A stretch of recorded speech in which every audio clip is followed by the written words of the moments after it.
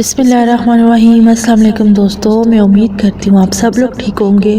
اللہ پاک آپ سب کو اپنے حفظ و ایمان میں رکھے، اپنی رحمتوں کے سائے میں رکھے۔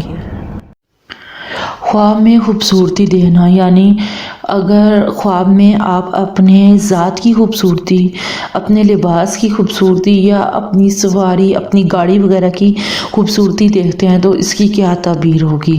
خواب میں انسان کا اپنی ذات، اپنی ہیبت، اپنی عزت، اپنا لباس اور اپنی سواری میں خوبصورتی کو دیکھنا، اس کا مطلب ہے کہ آپ کے دشمنوں کی بدحالی ہوگی۔ اس دشمنوں کی بدحالی کی دلیل ہے۔